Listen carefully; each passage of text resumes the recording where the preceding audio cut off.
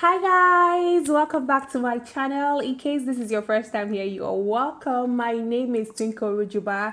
Thank you so much for clicking on this video, and to my returning subscribers, thank you so much guys for always coming back to watch my video. So today's video, I have no other person but my husband with me here, and today's video is going to be a special one because I've been longing. Okay, yeah, we have to clap for him. Okay, we've been longing to do this video here on this channel. So we're going to be sharing our immigration journey, how we migrated from Nigeria to Canada, everything we did about the express entry, Canadian express entry. And I've been getting a lot of these questions on Facebook. Our friends, people just want to know how we did it. And yes, I've been saving this video for the best time, and I think this is the best time to do the video. So I'm going to be sharing the story here with you. He is going to be telling you everything we did because he is the primary applicant. He brought me to Canada. So yes guys, if this is what you're interested in, please stay tuned and keep on watching. So yes guys, welcome back. So Canada Express entry is how we came to Canada. We used it to come to Canada, and it's one of the fastest pathways or most surest pathways you can use to come to Canada. And there are other ways you can come to Canada, but here we're going to be sharing the express entry because that is the one we used. And just a disclaimer, we are not immigration agents or anything. We are just sharing how we use the Canada Express entry to migrate to Canada. So baby, can you please what do you have to tell us today? Okay. Hi guys. She has been wanting to do this for a long time.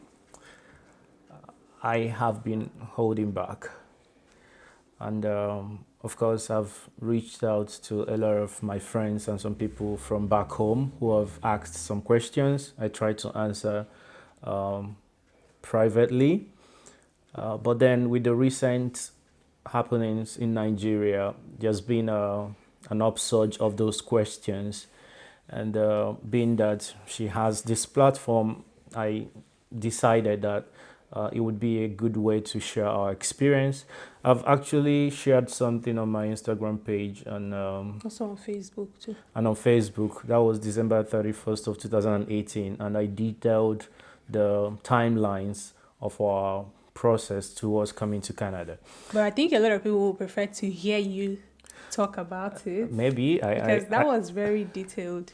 yeah, I hope this fulfills that gap, and that is why we are here. That is why I am here to kind of share our timelines, our the processes we went through, and we've been here 2 years, and it's been 2 years of amazing experiences. Beautiful experience. We are a work in progress, but this is not about our experience in Canada. It is about our experience coming from Nigeria to Canada. So in this video, we're gonna take it in different batches. And the first one, telling our experience and our timelines. And the second one would be giving you some statistics of Nigerians in Canada and how what the numbers say. And thirdly, we would also share some a list of other immigration pathways to Canada, and then some tips. We are no professionals, we are no immigration experts.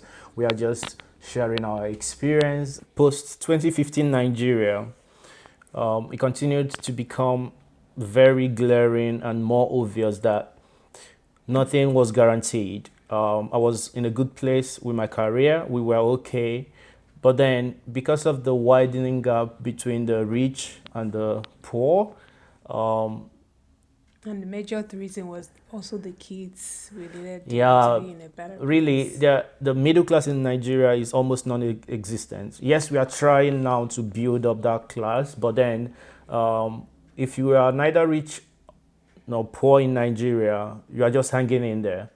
And that was our experience to some extent.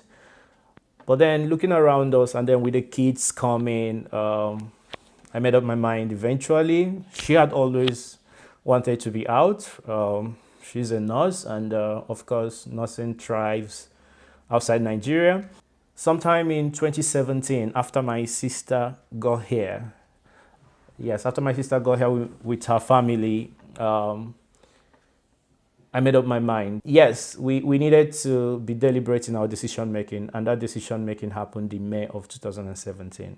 In May, I did some research, because the good thing about the Express Entry program is actually you can know if you are eligible. Mm-hmm. You would know whether you stand a chance. So it is a very straightforward protocol. If you are qualified and eligible, then there are enormous chances. And a lot of people make money with this. Well, all the information you need, they are just there on the internet.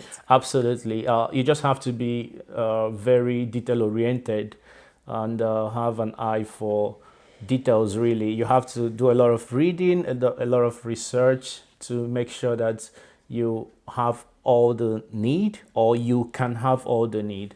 So when I found out that we could have all the needed in May 2017, on the 31st, I thought that we could do this. So your first step really is to read wide, make your research. Yeah. And before I continue, you don't need nobody. You don't need an agent. No. When I tell people this, it seems like maybe I didn't want to give the contact of my agent or anything. Seriously, because a lot of people were asking me. I'm like, we just did it on our own, okay? You just have to go online and read about it. You don't need anybody to do it for you. Absolutely, because all the things involved, what they would ask you, the worst has to be your credential. Mm-hmm. So IELTS, nobody will write IELTS for you. Nobody will do it for you. What else? It's about collating all the documents that they require, and making sure that you cross all the T's and dot all the I's. So first step is research and eyes for detail. Second step is knowing whether you would be eligible. Okay. So how would they know if they're eligible? Maybe you have to share in the comment section or something. There is a tool. There's a calculator you can use. Oh yeah, I'm going to leave it in the description box in case you're interested. There is a tool you can use. At the time, the cutoff was about 4:30. Yeah. Yeah. So we knew that anything above the cutoff at the time was a good place for us. So even before we registered for IELTS. I did register for IELTS just for myself initially. Even when I registered for IELTS, I knew the scores I needed to be eligible. And for IELTS, there are two critical modules, listening and reading. Your target is nothing less than 8.0. Meanwhile, it's IELTS general, not yes, for general. Yeah. And then for writing and speaking, 7.5. Yeah, so the main one that carries the weight is the listening, right? And reading. Yeah.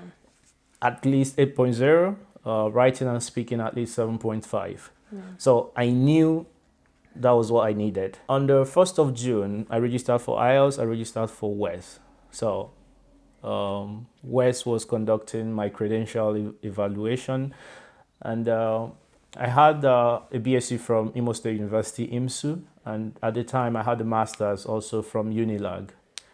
I didn't have to evaluate my BSc then because you had because I had my master's. But I made a mistake then. I actually also sent my BSc, but IMSU till today IMSU has not sent my transcript to WES.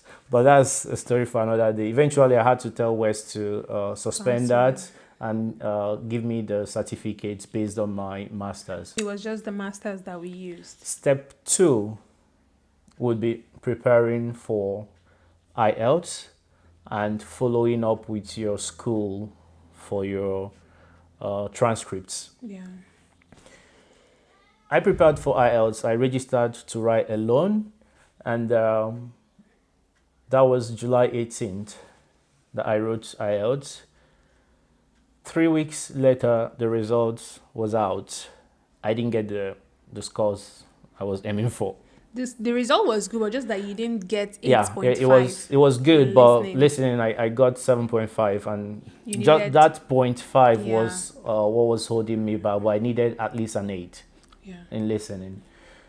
So on that day that the result came out, I registered again to write the second IELTS, and I also registered. yes, this time because we needed all the points we could get, I also had Twinkle register as well. So your spouse can give you 20 points. Absolutely, and on that tool, you would also see all these things: Yeah. the points your spouse can give you, or whether your spouse is dragging you back. It's up to you to just make all those Yeah, because a determinations lot of on people the have tool. that have that kind of situation. Your spouse will just be dragging you behind. Yeah, so we are not asking you to leave your spouse, but if you really need to leave Nigeria, your spouse can always join you if you are okay with that. That desperate. Yeah, she wouldn't let me. I don't know. No way. So I wrote my second IELTS. She wrote as well, and yeah, finally I got 8.5 in listening, and then the other modules were also good. She got what she got, which was what we needed. And yeah, that was it. But I gave you 12 points. Yeah, Was it 14 points? She gave me 12 points. Yeah, Okay. so she added 12 points, and the result was out 29th of September 2017.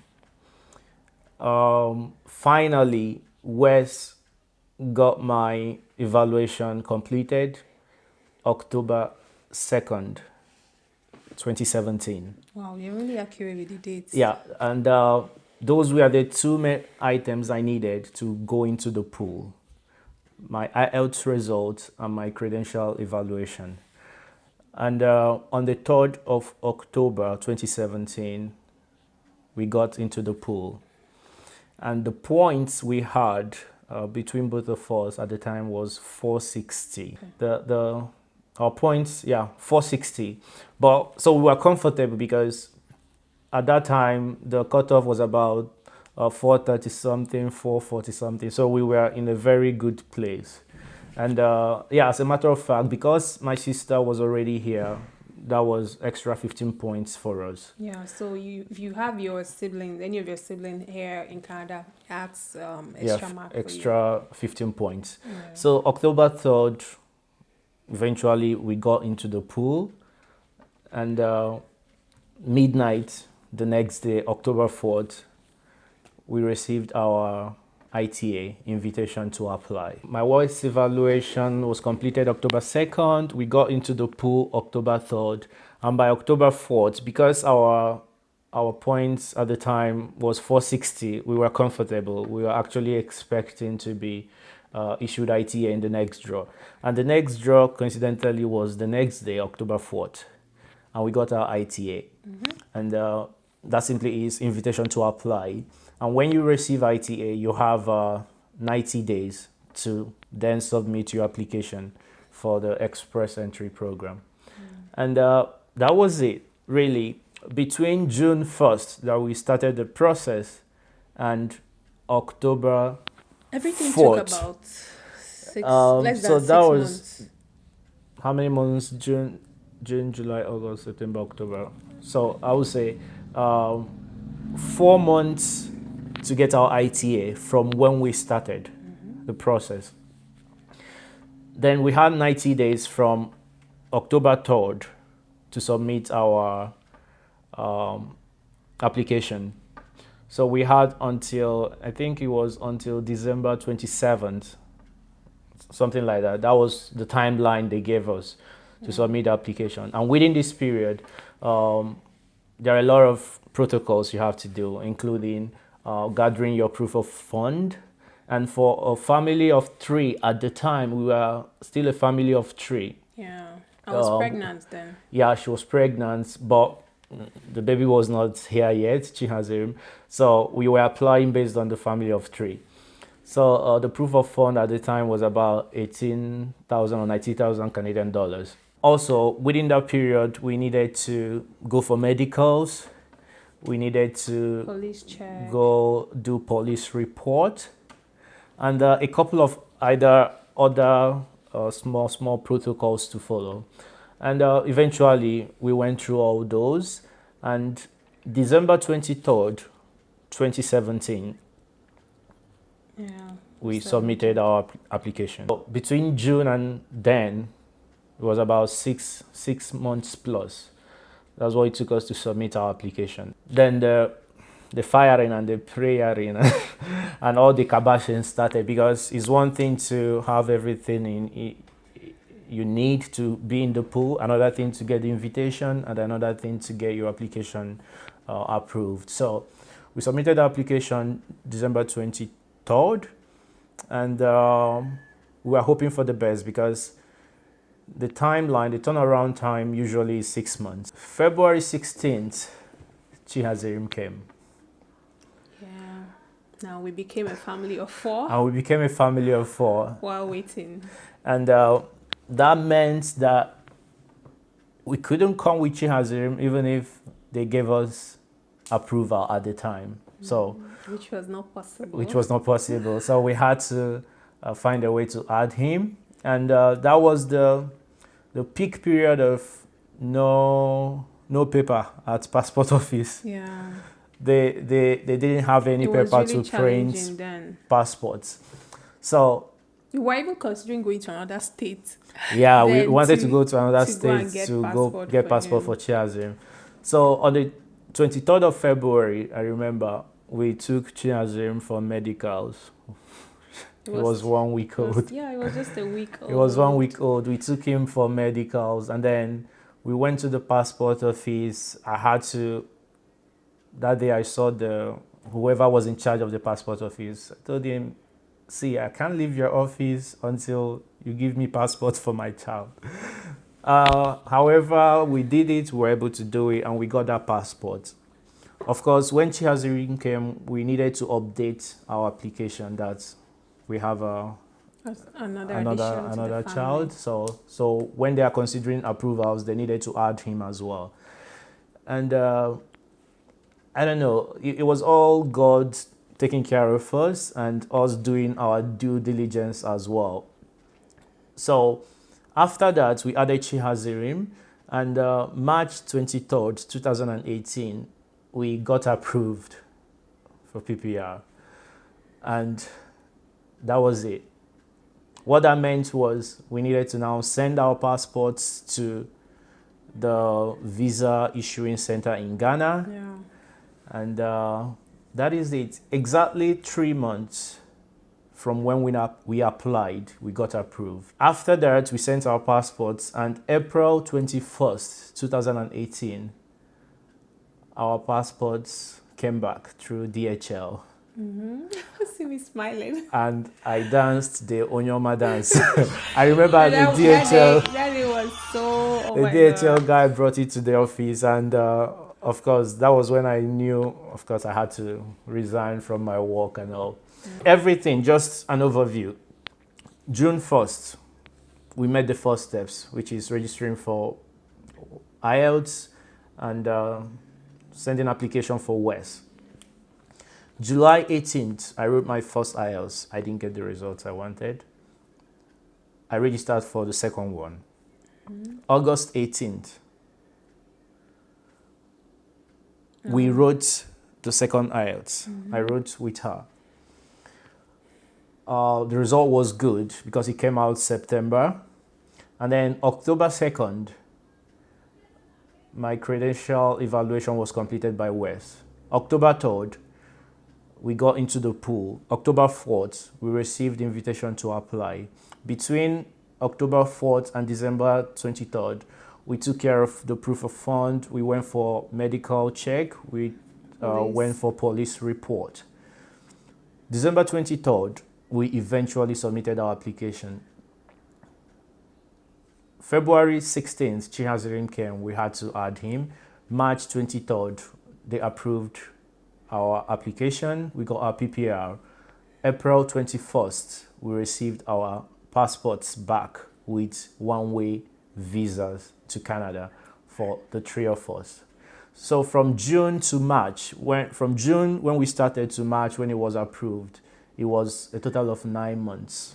Everything 9 months. So now you've heard the story, how we migrated. We're now going to give you a recap, step by step, on how it's done. So first of all, do the research. Use the self-evaluation tool. If it's good for you, then go for it. If you are eligible, you stand the slightest chance, go for it. Before you write IELTS, you use the tool. So on the tool, it helps you to target what scores to get, the scores you need to get the points you are aiming for. Use the self-evaluation tool. Register for, I use West a lot because that's what we use, but there are a lot of other platforms that also do credential evaluation. There is ICAS and there are other ones as well, but we used West, so that's why one is West. That's why I keep talking about West, but there are other ones that work as well, so it's part of the research you have to do. Register for IELTS. Here in Nigeria there is a British Council. We wrote via British Council, but I also hear that now there is also IDP IELTS in Nigeria. So make that research, check the one that you want to go for and write your IELTS. After that, go into the pool if you stand a chance. Afterwards, eventually when you get your ITA, get all the documents you need and then send in your application and you start to kabash and trust God and your process.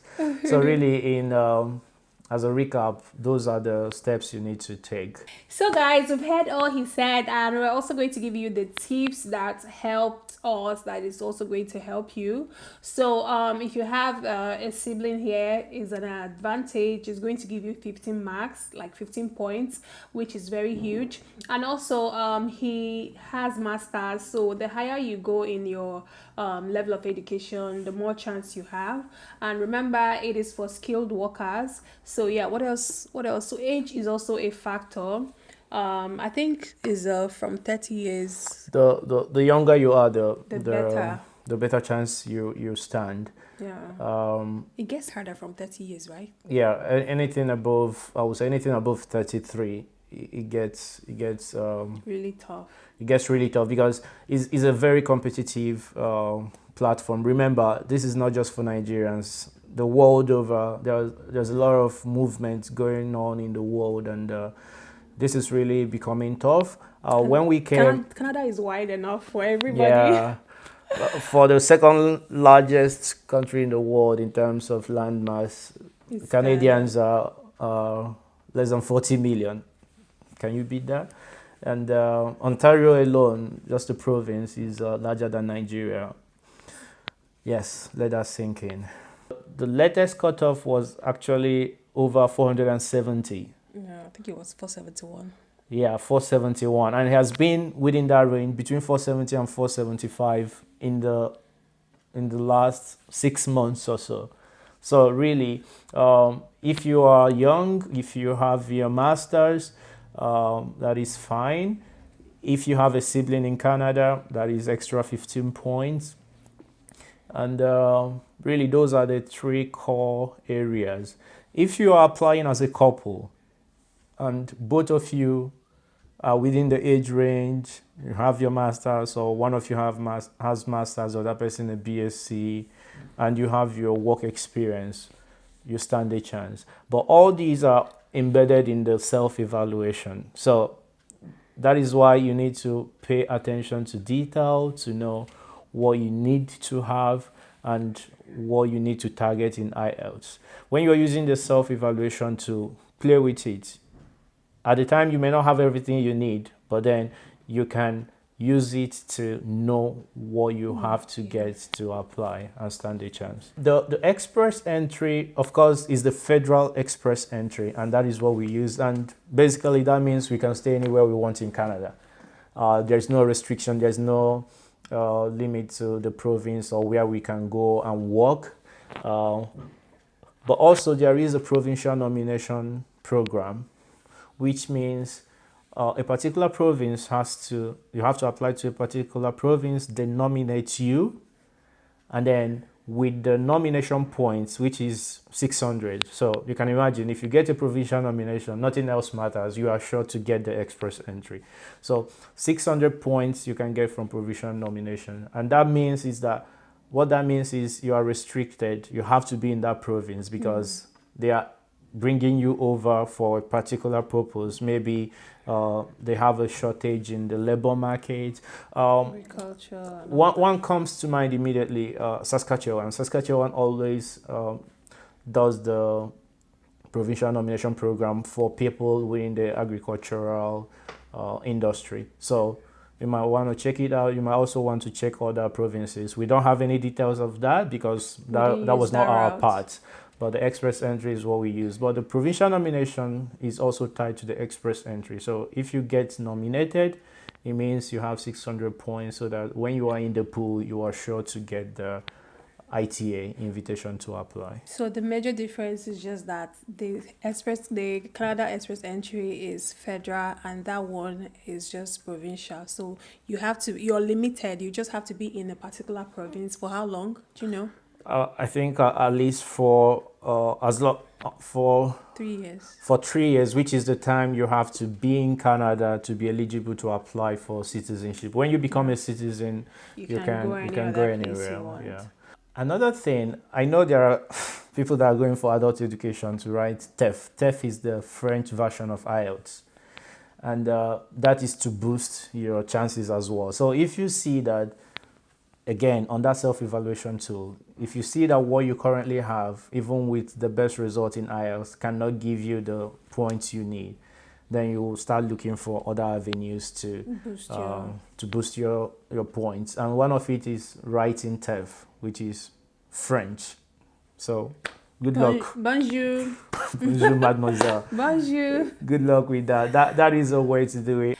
So yes, guys, I know this video is long enough, and I'm really happy that we're able to sit down and do this video. And thank you so much for coming to grace this channel and sharing this information with us and with my friends out there. I am super grateful.